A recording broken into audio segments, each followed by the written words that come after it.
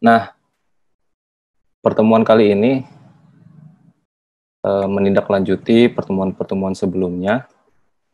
Topik yang akan dibahas pada sesi kali ini adalah terkait dengan politik perencanaan pembangunan pedesaan. Apakah sudah terlihat slide saya? Sudah, Pak. Oke, politik perencanaan pembangunan pedesaan. Nah, mungkin teman-teman kalau mendengar istilah pedesaan, apa yang terbayangkan? Yang terbayangkan apakah desa, kemudian di dalam desa itu ada aparatur pemerintah desanya, ada pemuda desanya, serta ada juga aset-aset milik desa yang sebetulnya bisa dikelola untuk kemakmuran desanya. Tetapi istilah pedesaan ini tidak hanya terbatas pada objek desa saja, melainkan kita berbicara pada aspek yang lebih luas lagi, lebih makro lagi, atau supra desa. Artinya kita berbicara juga tentang kawasan perdesaan. Jadi perkuliahan kita kali ini adalah berbicara tentang perencanaan pembangunan pedesaan, baik di tingkat desa maupun kawasan perdesaan.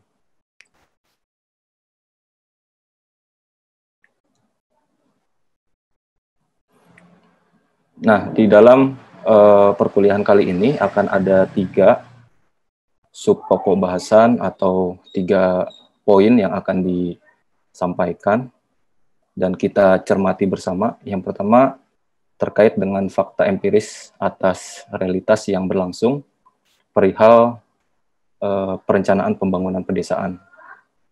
Nah, nanti kita akan melihat dari berbagai referensi ya, terutama artikel-artikel yang berseliweran di media sosial atau harian berbentuk elektronik, dinamika apa saja sih yang muncul terkait dengan perencanaan pembangunan pedesaan. Kemudian outline yang kedua atau poin yang kedua adalah terkait dengan amanat perundangan terkait dengan perencanaan pembangunan pedesaan. Ya, mulai dari undang-undang tentang desa, ya, kemudian undang-undang yang dikeluarkan oleh Kementerian Dalam Negeri, ya, karena desa itu secara hierarkis itu di bawah wewenang 2 kementerian, Kementerian Desa, Pembangunan Daerah Tertinggal dan Transmigrasi atau Kemendes PDTT, dan juga Kementerian Dalam Negeri. Nah, nanti kita coba lihat apa sih amanat dari perundang-undangan tersebut terkait dengan perencanaan pembangunan pedesaan. Kemudian poin yang ketiga, yang namanya perencanaan pembangunan itu kan sangat erat kaitannya dengan ketersediaan data. Nah, makanya di poin yang ketiga ini kami coba mengangkat atau menyinggung soal inovasi data desa presisi yang bisa dijadikan sebagai dasar perencanaan pembangunan pedesaan yang berkelanjutan atau yang sedang tren saat ini. Bagaimana sih SDGs desa atau TPB desa, tujuan pembangunan berkelanjutan desa, dan juga bagaimana dari data desa presisi bisa merancang sebuah program pembangunan yang tertarget. Dan ini sebetulnya kita perlu banyak belajar dari negara-negara maju seperti negara Tiongkok atau Cina yang sempat viral waktu itu ya, dalam hal mereka berhasil menurunkan angka kemiskinan yang tentunya diawali dengan investasi besar-besaran terkait dengan collecting data sampai dengan pelosok-pelosok negerinya gitu. Nah, 3 poin ini yang akan kita bahas pada kesempatan kali ini. Yang pertama, fakta empiris apa saja sih yang berlangsung ya, yang berkaitan dengan dinamika perencanaan pembangunan pedesaan. Nah, tentunya kita harus mengetahui terlebih dahulu ya, background negara kita itu kan terdiri dari puluhan ribu ada sekitar 80-an ribu ya desa yang saling berhimpun sehingga membentuk negara kesatuan yang namanya NKRI ini. Dan kalau dilihat dari data, jumlah kelurahan yang ada di Indonesia ada sebanyak 8.490 kelurahan. Kemudian jumlah desa ada sebanyak 74.957 desa. Ya, ini data didapatkan dari dari lembaga negara yang berwenang untuk mengeluarkan data. Dan dari total jumlah desa dan jumlah kelurahan 73,8%-nya itu bertumpu pada sektor pertanian, atau artinya ada sebanyak 61.033 kelurahan dan desa yang identik atau bergantung pemenuhan kehidupan warga desanya itu dari sektor pertanian. Nah, ini berdasarkan data ya, berdasarkan data. Dan data yang didapatkan itu dari lembaga pemerintah, dan data itulah yang bisa kita pakai ya. Apakah data ini benar ya? Mari kita uji nanti di lapangan seperti apa. Ya, apakah betul jumlah desa yang ada di Indonesia ada sekitar 80 ribuan. Sementara kalau kita mengikuti pemberitaan, kita sempat mendengar ada saja desa-desa siluman, ya, desa-desa yang terdaftar, tapi sebetulnya realitasnya tidak ada desa tersebut. Ya, artinya negara kita juga masih lemah di dalam manajemen datanya. Nah, kemudian satu sisi kita memiliki potensi tadi, ada banyak himpunan desa, di mana desa ini masih identik dengan sektor pertanian. Nah, di aspek yang lain, kita juga memiliki peluang dan tantangan ya, yang perlu kita kelola secara baik, sehingga tidak menjadi buah si malakama ke depannya. Ya, yang pertama adalah terkait dengan bonus demografi yang akan terjadi pada tahun 2035. Ya, artinya jumlah usia produktif jauh lebih besar dibandingkan dengan usia non-produktif. Nah, bagaimana upaya yang perlu dilakukan supaya kita bersiap diri, usia produktif itu betul-betul produktif yang mampu bersaing, mampu menghidupi penduduk usia non-produktif. Kemudian di sisi yang lain, kita memasuki era digital ya, era digital, teknologi digital, atau kita kenal dengan era 4.0, di mana terjadi peningkatan luar biasa pengguna internet di Indonesia. Ya, tercatat mencapai 143 juta atau sekitar 50% dari jumlah penduduk Indonesia itu sudah mengakses internet.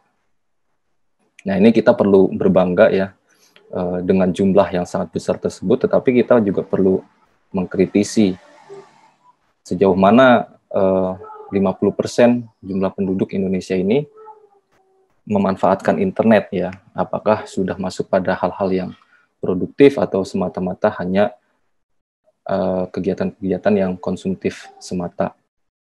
Ya, padahal kalau kita bisa, ya padahal yang namanya teknologi itu kan prinsipnya adalah memudahkan segala aktivitas, ya, bukan malah teknologi itu hadir untuk mempersulit kehidupan manusia atau bahkan membuat kehidupan manusia atau produksi tidak efisien atau tidak efektif. Nah, beragam manfaat sebetulnya yang bisa didapatkan dari pemanfaatan internet ini, ya. Kita merasakan bisa saling berkomunikasi, berkoordinasi, ya, satu sama lain di lingkup yang sangat kecil, di lingkup keluarga, sampai dengan lingkup yang makro, ya, bagaimana koordinasi antar pihak, pemerintah pusat, pemerintah daerah, sampai dengan pemerintah desa. Nah, ini sangat dimungkinkan komunikasi itu berlangsung pada media-media internet.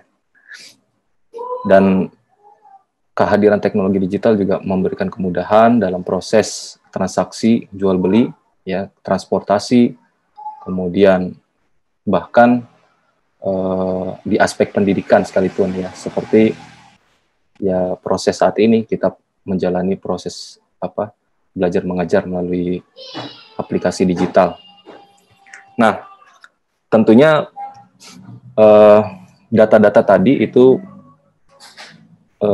mampu menggambarkan potensi, ya, yang sebetulnya menjadi peluang bagi negara kita untuk membangun. Nah, di dalam proses pembangunan itu, kalau kita belajar dari Undang-Undang Desa di tahun 2014, ya, bahwa untuk pembangunan desa itu ada dua pendekatan atau dua track. Yang pertama adalah desa membangun, dan yang kedua adalah membangun desa. Nah, desa membangun di sini adalah bagaimana desa sebagai subjek, ya, untuk membangun dirinya sendiri, ya, mengelola SDM-nya, mengelola sumber daya alamnya.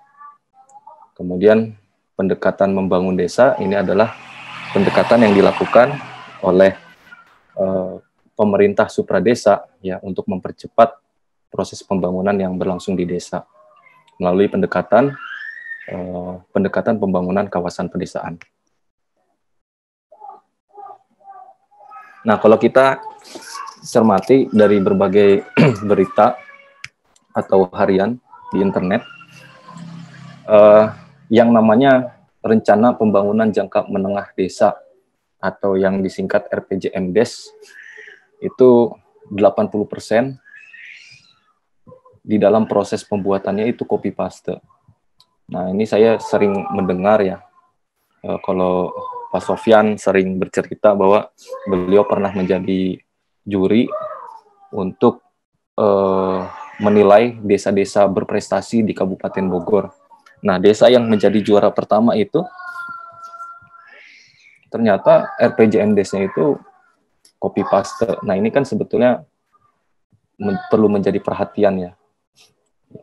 Mengapa RPJMDes yang sebetulnya menjadi dokumen yang sangat penting di dalam proses perencanaan pembangunan itu dibuat secara copy paste? Copy paste dengan apa, ya? Mengcopy paste dari RPJMDes desa yang lain, atau mungkin mengcopy paste dari RPJMDes tahun-tahun sebelumnya. Itu kan menjadi masalah, ya. Padahal dana desa sudah sangat besar digelontorkan dari pemerintah pusat untuk desa-desanya. Nah, pertanyaannya, mengapa desa demikian, ya, menyusun RPJMDes? Apakah sulit untuk menyusun RPJMDes sehingga mereka melakukan proses copy paste ini? Nah, itu yang perlu diketahui. Mengapa sih desa banyak yang melakukan copy paste RPJMDes? Kemudian ada juga berita atau cerita banyak sekali kepala-kepala desa yang tersandung korupsi, ya, karena korupsi dana desa. Nah, pertanyaannya kenapa dana desa itu rentan dikorupsi oleh aparat pemerintah desa? Nah, ini yang perlu kita jawab sebetulnya. Kemudian ini juga terkait dengan RPJMDes, banyak yang copy paste. Kemudian dana desa naik, tapi ketimpangan desa atau ketimpangan daerah semakin tinggi. Nah, ini kenapa? Dan persoalan puluhan triliun dana desa yang tidak banyak membawa perubahan. Nah, mungkin teman-teman bisa merefleksikan, ya, atau bertanya-tanya dari realitas yang terjadi saat ini. Mengapa sih desa itu banyak melakukan copy paste? Ya, mengapa sih banyak kepala-kepala desa yang tersandung korupsi dari pengelolaan dana desanya? Nah, kemudian ada juga realitas yang lain. Ini yang kekinian, ya, di tahun 2020, bahkan masih berlangsung di tahun 2021 ini terkait dengan kekacauan penyaluran dana bantuan sosial yang sebetulnya perlu digelontorkan dari pemerintah pusat kepada masyarakat pedesaan yang terdampak dari pandemi COVID-19 ini. Ya, terjadi polemik, terjadi kekacauan, desa menyusun atau menetapkan siapa-siapa saja yang berhak mendapatkan bantuan sosial, kemudian disampaikan kepada pemerintah daerah, pemerintah pusat, tetapi ketika bantuan itu turun, datanya berbeda lagi. Ya, data dari pusat ternyata tidak sesuai dengan kondisi yang ada di desa. Yang terjadi adalah banyak kepala-kepala desa yang dikejar-kejar warganya karena dianggap penyaluran bantuan sosial yang tidak tepat sasaran, atau yang terjadi adalah kecurigaan-kecurigaan, sehingga berakibat pada konflik horizontal ya antara warga karena kecemburuan sosial tadi, atau mungkin konflik yang terjadi adalah konflik secara vertikal antara masyarakat dengan pemerintah. Dalam hal ini adalah pemerintah desa. Nah, sebetulnya Pak Jokowi ya juga sudah lama memerintahkan bahwa polemik data ini seharusnya sudah tidak terjadi lagi ya. Jauh sebelum terjadinya polemik data bansos, kita juga pernah mendengar ya dari Kementerian Pertanian menyatakan bahwa ke depan akan terjadi surplus beras. Ya, kemudian Kementan mengeluarkan data-datanya. Kemudian nggak lama kemudian muncul pernyataan dari Kementerian Perdagangan bahwa Indonesia perlu melakukan impor beras yang diperkuat dengan data-datanya. Nah, ini sebetulnya kan menjadi permasalahan. Masing-masing lembaga memiliki datanya sendiri, dan data yang mereka miliki itu menjadi basis atau dasar untuk melahirkan sebuah kebijakan. Ya. Tentunya yang bingung adalah ya kita sebagai publik ya. Data mana sih yang bisa dipercaya? Ya? Data mana yang bisa dipakai? Nah, ke depan memang Indonesia ini harus memiliki basis satu data yang dijadikan sebagai rujukan untuk perencanaan pembangunan, baik pembangunan di tingkat nasional, daerah, maupun di tingkat desa. Nah, bagaimana caranya untuk membangun satu data Indonesia tersebut? Nah, banyak yang mengatakan bahwa pintu masuknya adalah dari data desa presisi. Nah, mungkin kita semua sepakat ya bahwa yang namanya data itu adalah sebagai dasar dari pengambilan atau melahirkan suatu kebijakan. Ketika data yang dimiliki itu buruk kualitasnya, maka yang terjadi adalah perencanaan pembangunan yang tidak terukur, dan akibatnya adalah lost target pembangunan. Nah, selama ini desa mengalami ini, ya mereka sangat minim aksesibilitasnya terhadap data. Data monografi desa, kalau teman-teman mendatangi desa di kampung halamannya, coba lihat di kantor desanya, monografinya itu seperti apa. Ya. Mungkin terpampang di dinding, ya, ditulis secara manual, dan mungkin tidak terupdate. Mungkin masih tercantum data untuk tahun 2019, 2020, padahal saat ini sudah tahun 2021. Nah, itu terkait dengan akses terhadap data numerik. Kemudian bagaimana dengan akses desa terhadap data spasial? Itu lebih parah lagi ya. Hampir sebagian besar desa mengakui memiliki yang namanya peta desa. Tetapi kalau kita lihat, sebetulnya itu bukan peta, melainkan adalah sketsa desa yang sebetulnya tidak mampu memberikan atau menggambarkan secara utuh kondisi real yang terjadi di desa. Nah, ini yang sebetulnya perlu didorong supaya desa memiliki akses terhadap data numerik dan data spasial, sehingga mereka bisa menjadikannya sebagai basis perencanaan pembangunan desa, sehingga lost target pembangunan tidak terjadi lagi.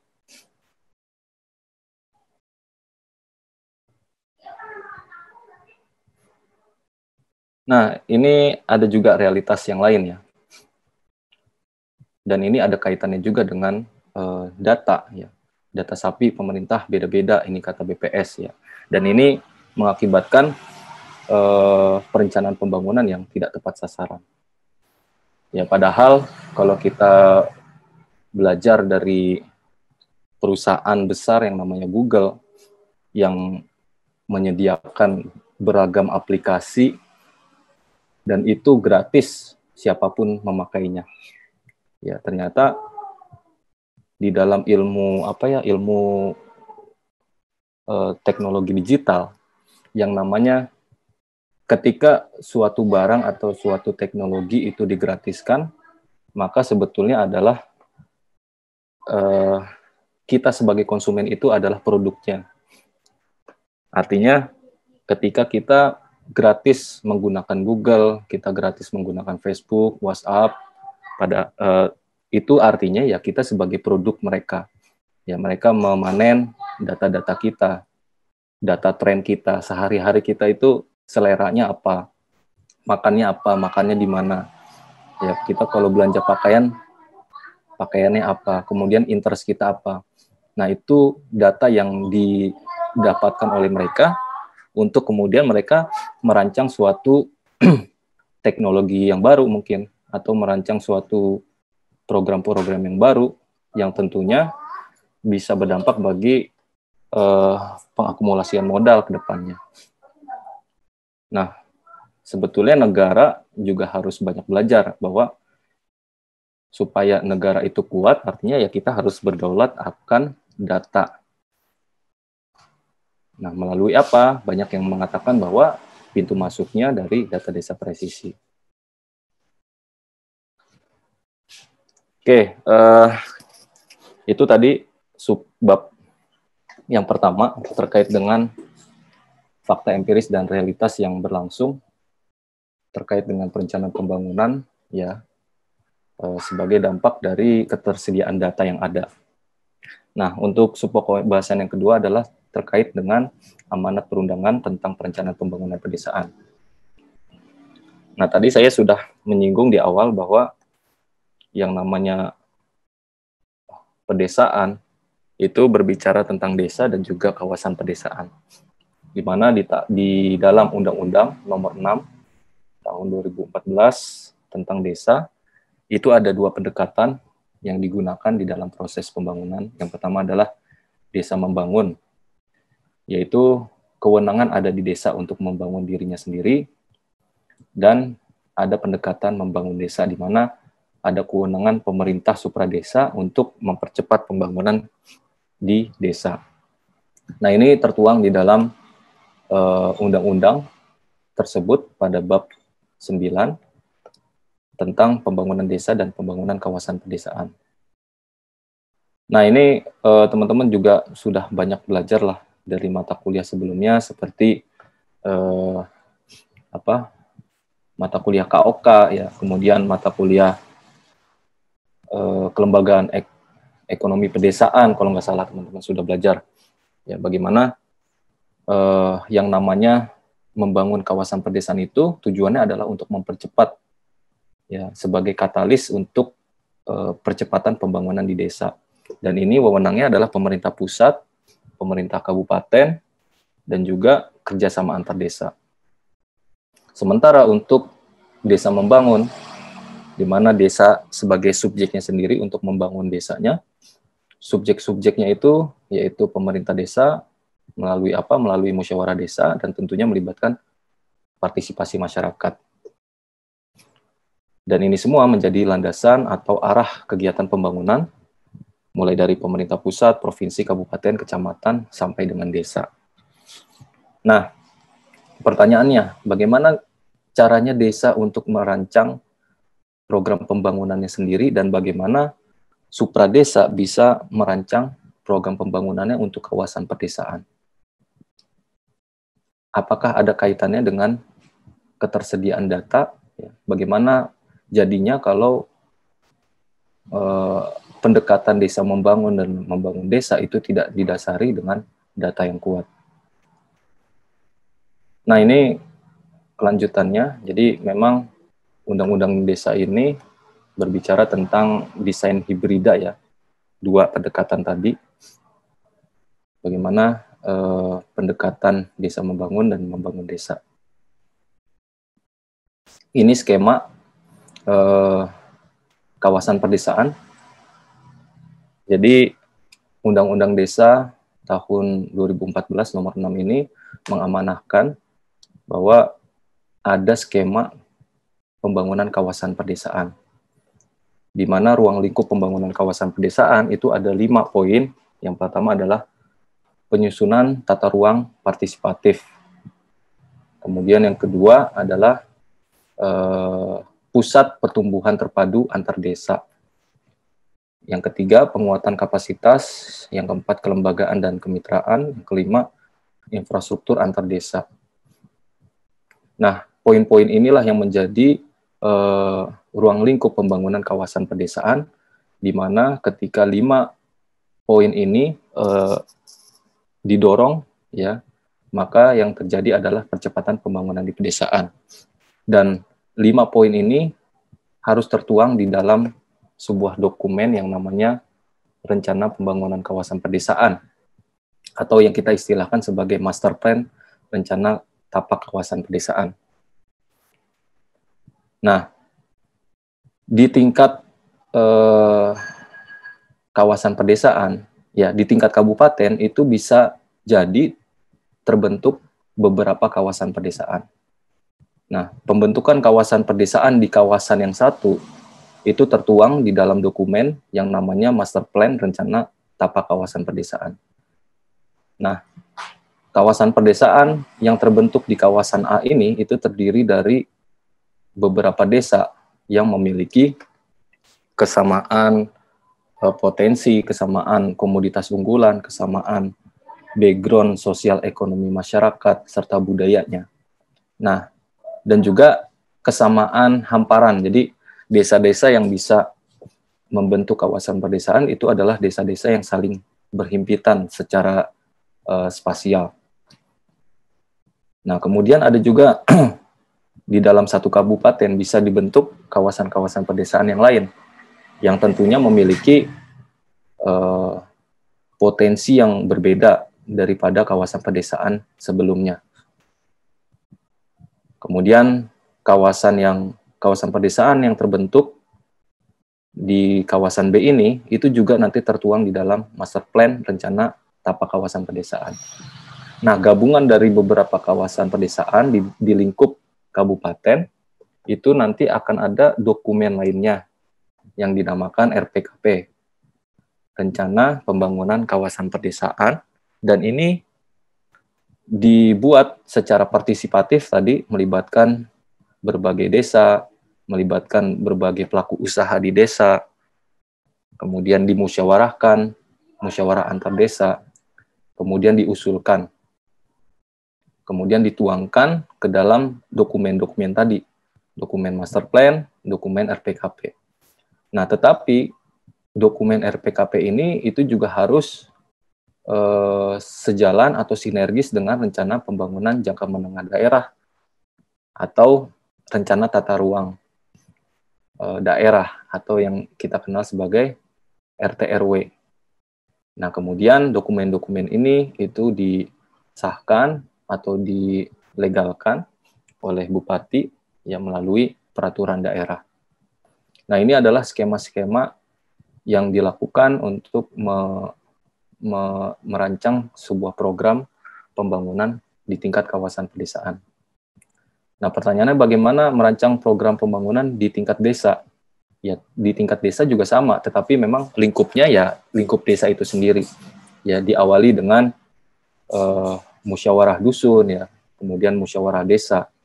Nah, pertanyaannya, di dalam proses musyawarah-musyawarah itu, hal-hal apa saja sih yang diperbincangkan, hal-hal apa saja yang dinegosiasikan, ya. Seringkali yang dimusyawarahkan, yang didiskusikan itu hanya berdasarkan keinginan semata dari para aktor-aktor di tingkat desa maupun di tingkat kawasan. Padahal sebetulnya musyawarah itu bisa dihadirkan juga data-data, ya. Jadi yang didiskusikan, yang dinegosiasikan, yang dirancang di dalam musyawarah dusun, musyawarah desa, musyawarah antar desa, yaitu harus berdasarkan data. Ya. Nah, pertanyaannya, apakah saat ini desa punya data yang bisa dipakai untuk rencana pembangunannya? Nah, itu yang perlu dijawab, dan jawabannya bisa jadi data desa presisi ini menjadi pintu masuk, ya, untuk menyelesaikan permasalahan tersebut, ya, yang bisa mendorong proses musyawarah yang berbasiskan data. Nah, ini sebagai contoh saja, waktu itu di tahun 2019 ya. 2019, kemudian terhenti di tahun 2020 ini karena pandemi corona, ya. Waktu itu pusat studi PSP3 ya melakukan pendampingan kepada desa-desa yang ada di Kecamatan Pekat, Kabupaten Dompu, ya. Bagaimana kita memfasilitasi mereka untuk merencanakan pembangunan kawasan pedesaan yang berbasis komoditas unggulan, yaitu komoditas tebu rakyat. Nah, kita sudah bentuk kawasan pedesaannya, kemudian disahkan juga melalui SK Bupati, kemudian kita juga sudah membuat formatur atau membuat embrio BUMDesma, badan usaha milik bersama, ya, antar desa. Kemudian bagaimana nantinya BUMDes itu bisa membangun kerjasama dengan perusahaan-perusahaan, ya, yang mana perusahaan tersebut bergerak di komoditas yang sama.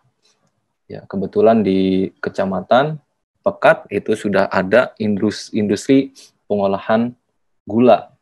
Nah, ini sebetulnya adalah kondisi yang sangat ideal untuk didorong pembangunan kawasan pedesaan. Di situ sudah ada pabriknya, di mana pabriknya saat itu ya kesulitan untuk mendapatkan bahan baku, sehingga mereka masih mengimpor raw sugar dari Thailand, ya. Nah, itu sebetulnya menjadi peluang bisnis bagi masyarakat di tingkat kawasan pedesaan untuk bisa menyuplai bahan baku kepada industri tersebut. Nah, ini skema yang bisa dibangun, ya, mulai dari model bisnis, kelembagaan, kemudian pembiayaannya, supaya aktivitas pembangunan kawasan pedesaan itu bisa berjalan. Dan berjalannya aktivitas ekonomi di kawasan pedesaan itu bisa digerakkan dengan lembaga yang namanya Badan Usaha Milik Desa Bersama. Nah, ini kemarin juga sempat dibangun semacam roadmap, ya, roadmap atau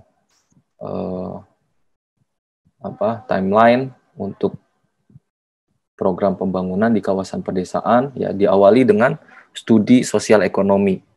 Nah, ini artinya apa? Artinya ya kita untuk merancang sebuah program pembangunan itu harus berbasiskan data, harus berbasiskan riset. Ya, kita awali dengan studi sosial ekonomi. Nah, pada saat itu ya IPB belum memiliki yang kita kenal saat ini data desa presisi yang sudah semakin komprehensif lah pendekatannya. Nah, pada saat itu kita masih menggunakan pendekatan survei, ya, kita melakukan survei sosial ekonomi kepada masyarakat di tingkat kecamatan, kemudian kita tahu datanya, potensinya apa, masalahnya apa, kemudian dari basis data itu didiskusikan, dibawa melalui musyawarah antar desa, kemudian disepakatilah mereka untuk saling bekerja sama membentuk kawasan pedesaan. Kemudian ya ini adalah hal-hal melakukan konsolidasi ya di tingkat kawasan perdesaan. Kemudian di tahun 2020 itu sebetulnya sudah bisa running ya, tetapi karena pandemi terhenti sampai saat ini. Nah, ini sebetulnya hal-hal yang bisa kita lakukan, bagaimana merancang sebuah program pembangunan di tingkat kawasan pedesaan.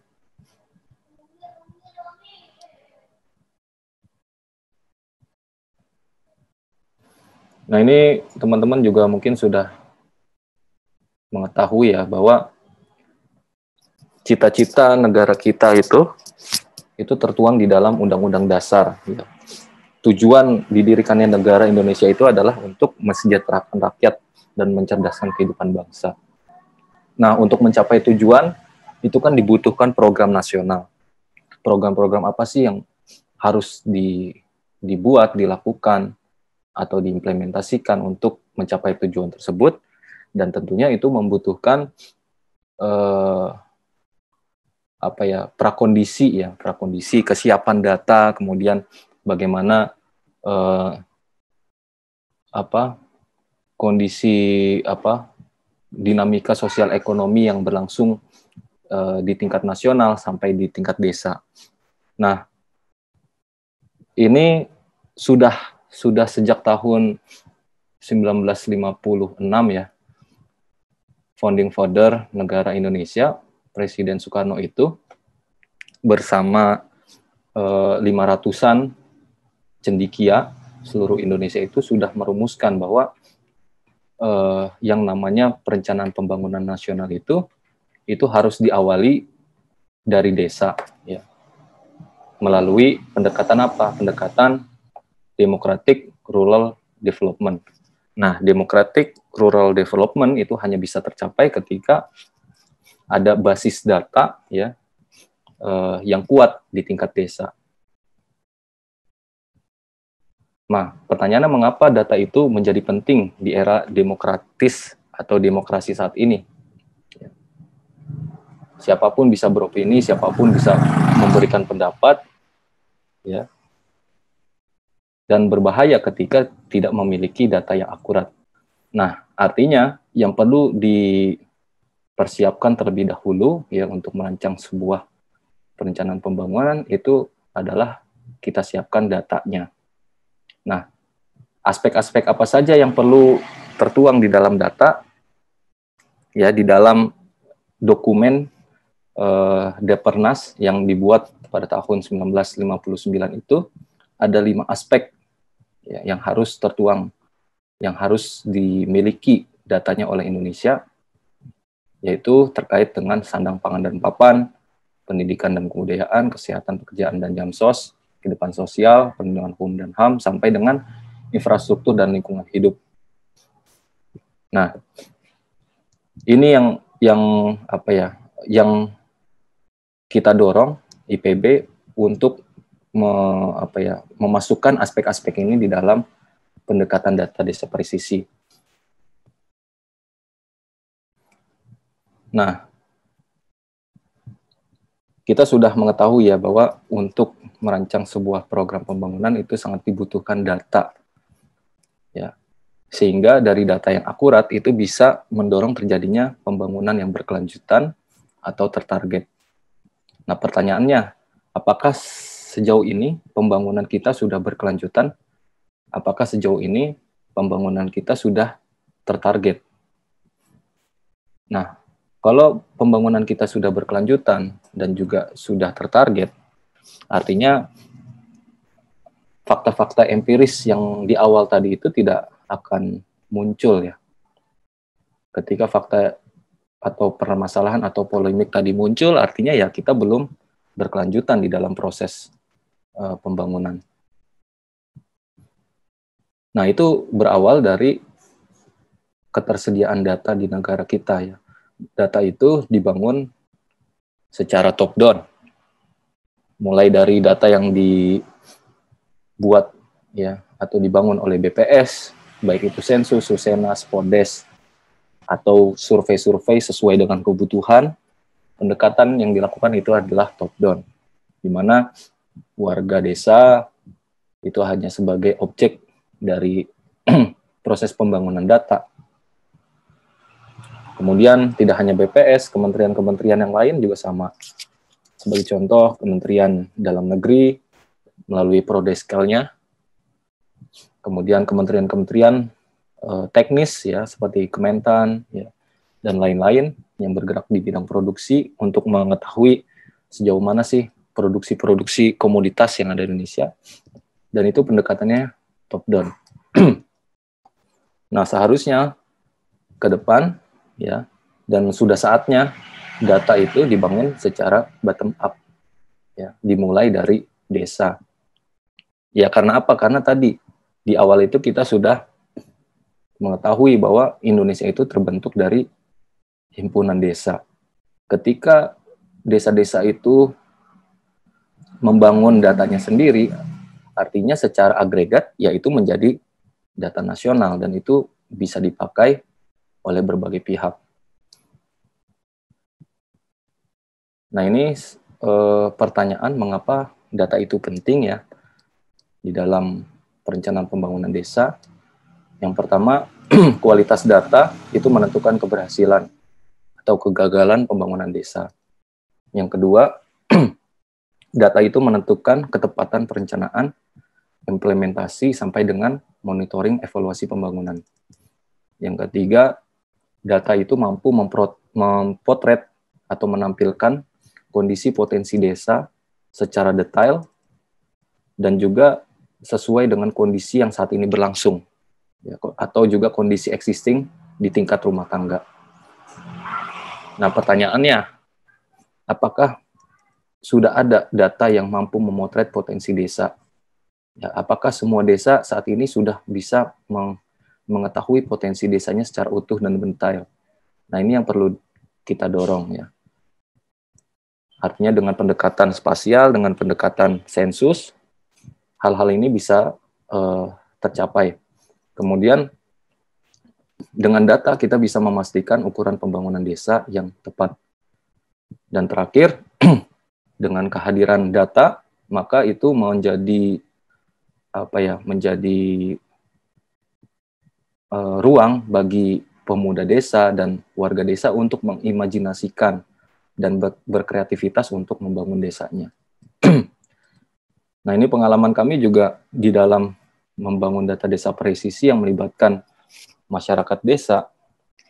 Ternyata tidak hanya kita sebagai orang luar yang belajar tentang kondisi desanya, melainkan warga desa dan pemuda desa itu sendiri juga mempelajari kondisi desanya, dan banyak yang baru tahu, oh ternyata desa saya itu seperti ini ya, dan itu membuka wawasan mereka, membuka imajinasi mereka, dan pikiran mereka menjadi lebih kreatif dan lebih liar lagi untuk mengkontribusikan dirinya untuk membangun desa.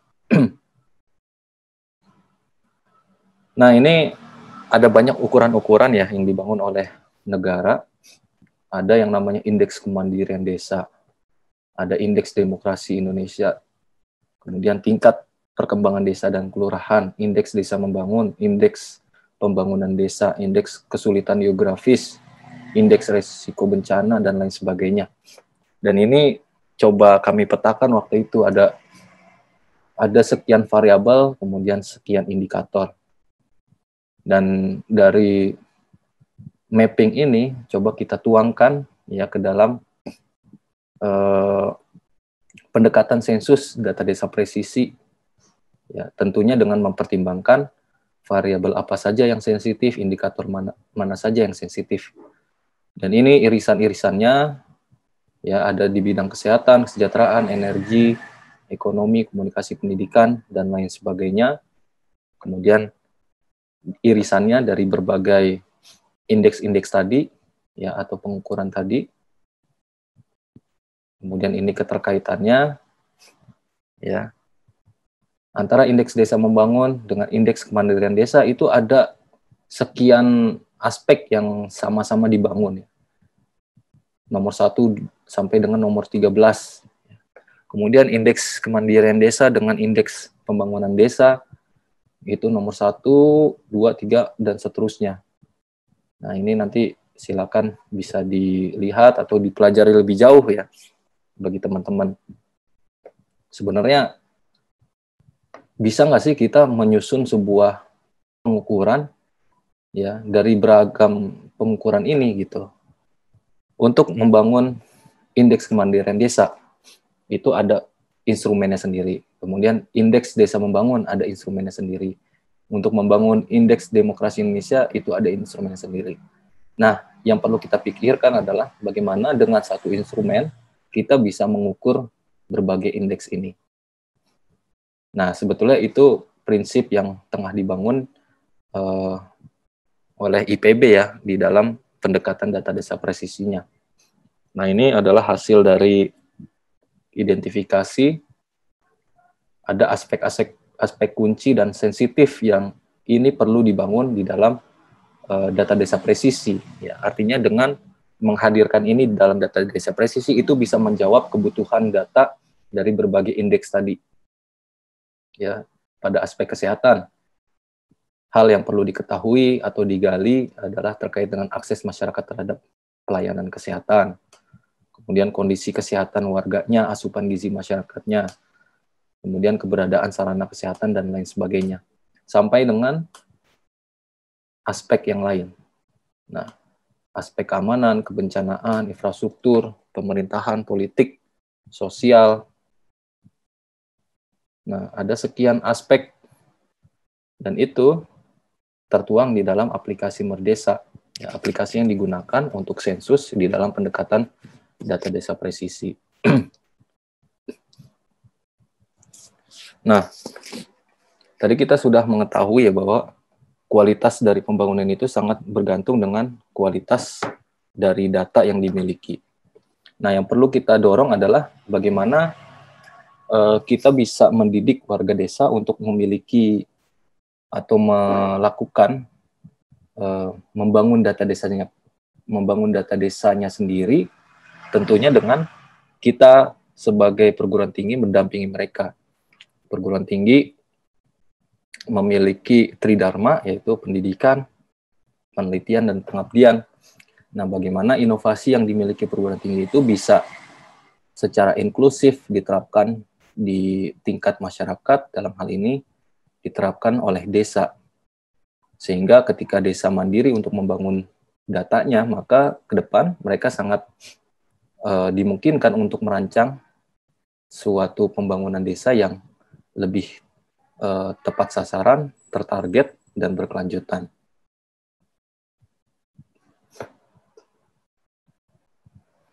Jadi ada 3 hal yang mendesak ya.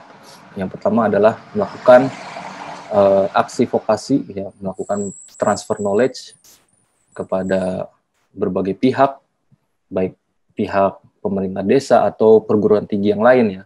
Karena gagasan atau data desa presisi ini itu sudah mulai diadopsi oleh pemerintah pusat melalui kerjasama antar berbagai lembaga, mulai dari Kementerian Sosial, Kementerian Dalam Negeri, kemudian Badan Informasi Geospasial, dengan Forum Rektor Indonesia. Nah, IPB sebagai leader yang memiliki gagasan data desa presisi, itu mentransfer tidak hanya kepada desa, melainkan mentransfer pengetahuan dan juga teknologi kepada perguruan tinggi yang lain, sehingga spirit yang dibangun dari data desa presisi itu bukan semata-mata project ya, bukan project oriented, melainkan ini adalah aksi pengabdian bagi perguruan tinggi untuk desa. Ya, ketika desa memiliki data yang presisi, maka desa bisa menyelenggarakan pembangunannya lebih tepat atau lebih tertarget lagi. Kemudian yang kedua, infrastrukturnya harus disiapkan. Mulai dari server, kemudian aplikasi ya, yang bisa mengkolek dan menampung data-data yang banyak dari berbagai desa atau yang kita kenal sebagai big data. Dan terakhir, butuh ada regulasi yang afirmatif. Nah, ini yang terus didorong ya melalui pendekatan politis ya,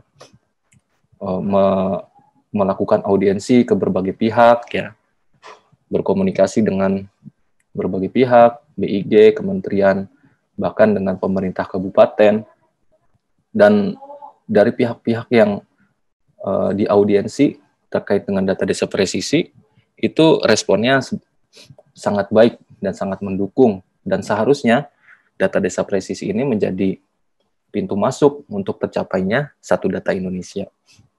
Nah, ketika satu data Indonesia itu dimiliki, ya artinya perencanaan pembangunan itu bisa lebih baik lagi. Nah, ini di dalam Undang-Undang Desa tahun 2014 nomor 6 ada 7 isu strategis yang bisa dijawab dari pendekatan data desa presisi. Nah, 7 isu strategisnya mulai dari penataan desa, ya, kemudian perencanaan desa, kerjasama desa, investasi masuk desa, kemudian BUMDes atau BUMDes bersama, kejadian luar biasa, sampai dengan aset desa.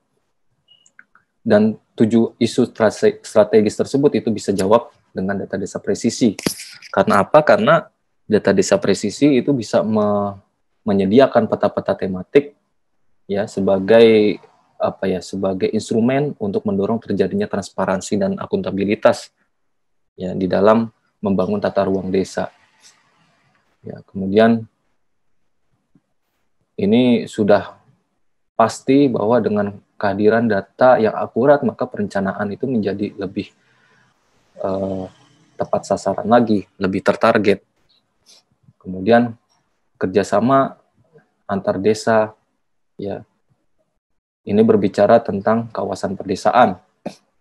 Seperti tadi yang disampaikan di awal, bahwa untuk membangun kawasan perdesaan itu dibutuhkan data-data yang mampu menjabarkan seperti apa sih potensi ekonomi yang ada di tingkat kawasan, komoditas apa yang menjadi unggulan di kawasan pedesaan, dan itu bisa terjawab dengan data desa presisi. Kemudian hitung-hitungan investasi masuk desa, dan seterusnya. Ada 7 isu strategis, dan itu dijawab oleh data desa presisi. Kemudian, ini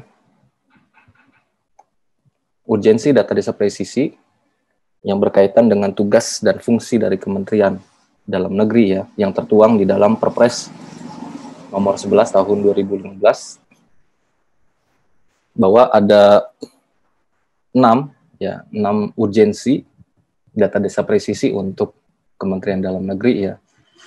Pertama, aspek politik dan pemerintahan, administrasi kewilayahan, kemudian pembangunan, pemerintahan desa, keuangan, sampai dengan kondisi kependudukan atau demografi.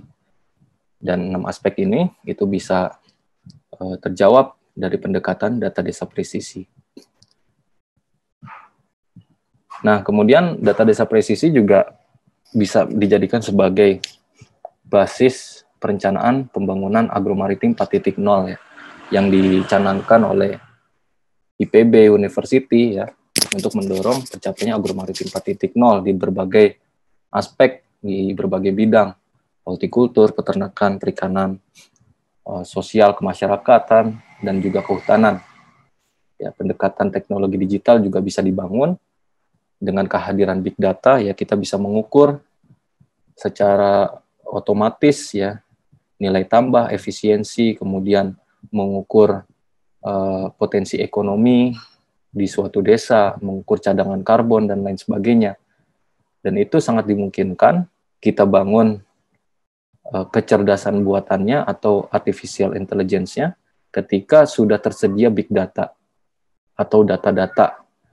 Karena untuk membangun kecerdasan buatan atau artificial intelligence itu ada istilahnya itu machine learning, ya. Nah, mesin itu bisa belajar, ya, seperti manusia ketika kita input banyak data. Nah, dari data-data itu mereka melihat pola-polanya itu seperti apa. Nah, ketika sudah mempelajari pola-pola, ketika diberikan input data yang lain, maka mereka bisa menghasilkan suatu rekomendasi atau bisa menyimpulkan dari data itu seperti apa.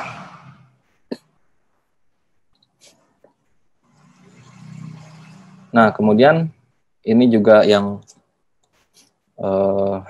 tengah digembor ya, digencarkan oleh pemerintah pusat ya, bagaimana Indonesia itu perlu mengukur ya sejauh mana sih kita mencapai 17 goals yang ditentukan oleh dunia untuk mencapai agenda di tahun 2030 ya, pembangunan berkelanjutan. Nah, secara prinsip memang SDGs ini bagus ya, bagaimana negara-negara dunia itu harus mempertimbangkan berbagai aspek ya, tidak hanya persoalan ekonomi, tidak hanya persoalan sosial, tetapi juga mempertimbangkan keberlanjutan lingkungan. Ya, prinsip yang dibangun adalah no one left behind, artinya tidak seorang pun yang terlewatkan dari program pembangunan. Nah, selama ini kan banyak program-program pembangunan yang tidak dirasakan manfaatnya oleh banyak pihak. Ya, sementara amanat dunia ya melalui SDGs-nya adalah ke depan tidak boleh ada seorang pun yang terlewatkan dari program pembangunan. Nah, kalau di tingkat dunia, SDGs itu terdiri dari 17 tujuan, 169 target, 241 indikator.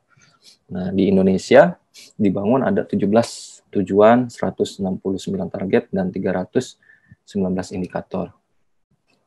Nah, ini Kementerian Desa juga tengah mendorong ya desa-desa untuk mengukur SDGs-nya melalui program pemutakhiran data, dan kemarin coba dipetakan dari variabel atau parameter yang sudah tersedia di data desa presisi, kemudian dikaitkan dengan berbagai parameter dari berbagai ukuran, mulai dari DTKS, data terpadu keluarga sejahtera, kemudian BKKBN, BPS, data dasar keluarga, sampai dengan SDGs Kemendes. Nah, ini irisannya. Kemudian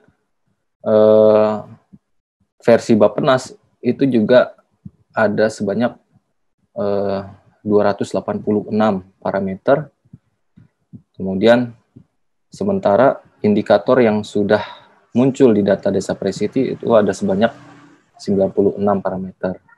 Artinya ke depan perlu ada perbaikan-perbaikan atau pemutakhiran dari parameter yang perlu dihadirkan di dalam data desa presisi. Nah, kalau dari Bappenas ada 4 pilar ya pembangunan, yaitu aspek sosial, ekonomi, lingkungan hidup, dan terakhir adalah hukum dan tata kelola. Total ada 190 parameter yang belum tercover dari data desa presisi.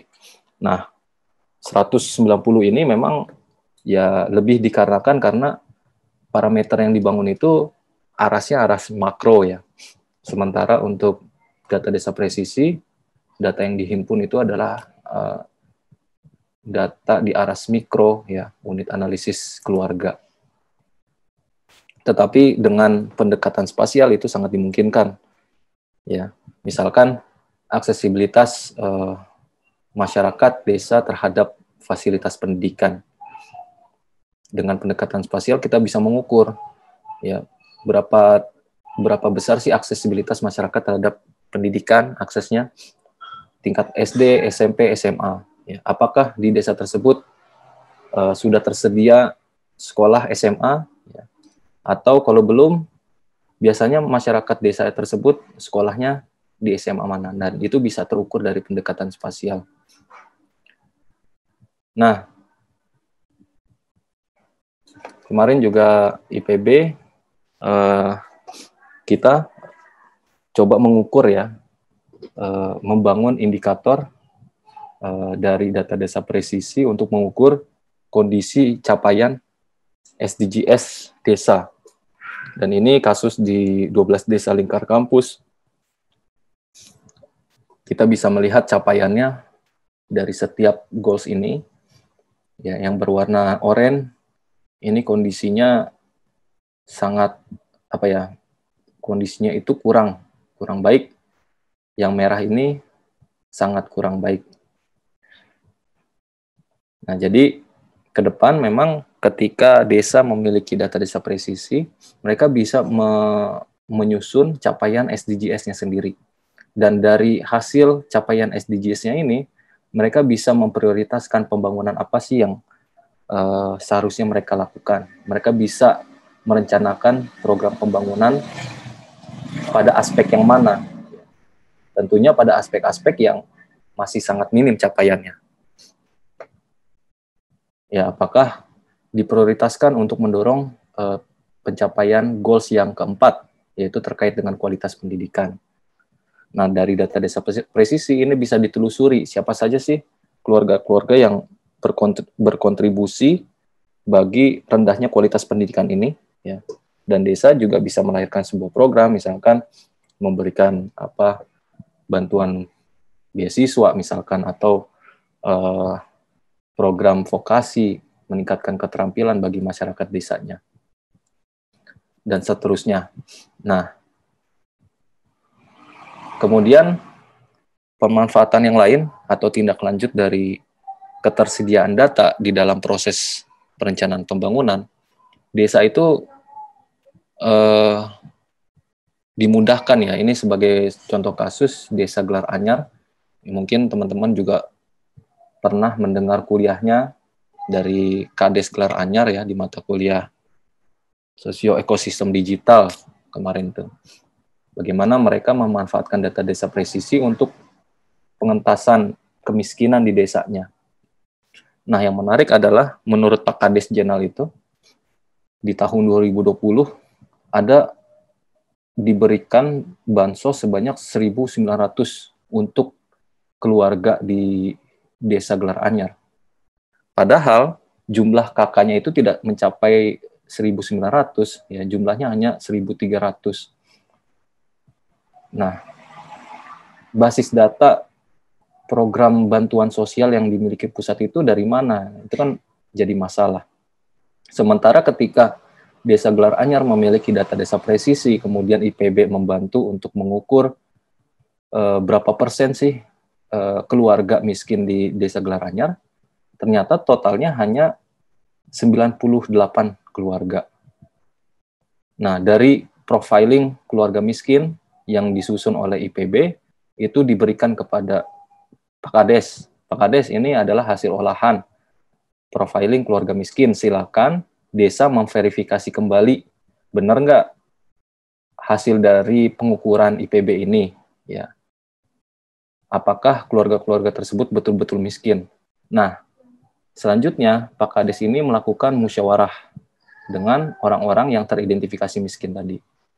Nah, di dalam prosesnya yang menarik adalah ada beberapa keluarga yang merasa, oh Pak, mohon maaf, saya tidak miskin. Artinya di situ ada proses dialogis, ada proses partisipatif di situ. Sehingga menurut Pak Kades, daftar keluarga miskin yang ada di Desa Gelar Anyar itu hanya 58 keluarga. Jika dibandingkan dengan pemberian bantuan sosial dari pusat sebanyak 1.900 keluarga. Nah, itu kan sangat jauh sekali, artinya tidak tepat sasaran.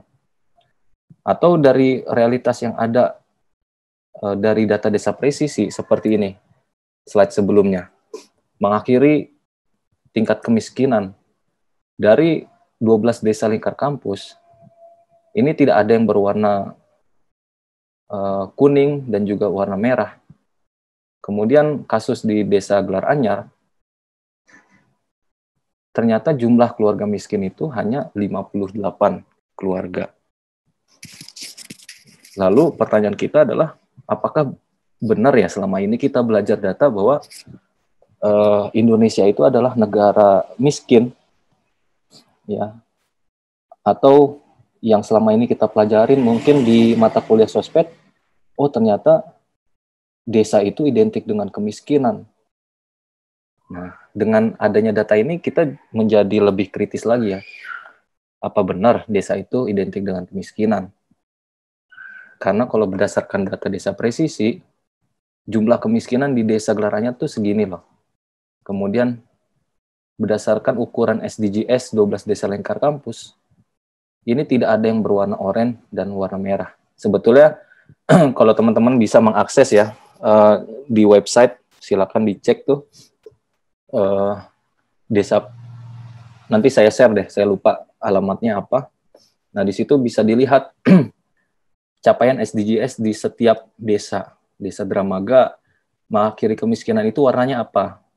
Warnanya hijau, hijau muda, kemudian kuning, oranye, merah. Nah, itu adalah tingkatan scoringnya. Warna hijau tua itu adalah berarti mengakhiri kemiskinan itu udah sangat baik ya. Atau hijau muda itu baik, warna kuning itu cukup.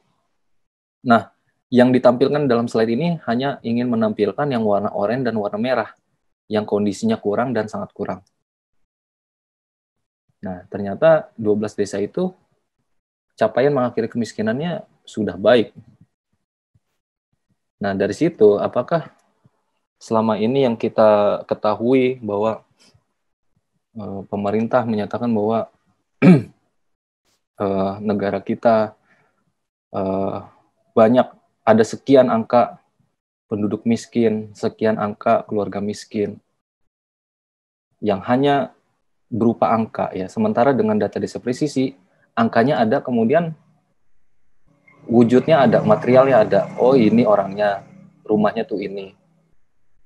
Nah, apakah kita betul-betul miskin ya? Atau jangan-jangan ya miskin itu adalah suatu konstruksi atau diskurs ya untuk menggolskan suatu perencanaan pembangunan ya yang bisa memberikan keuntungan ke salah satu pihak misalkan.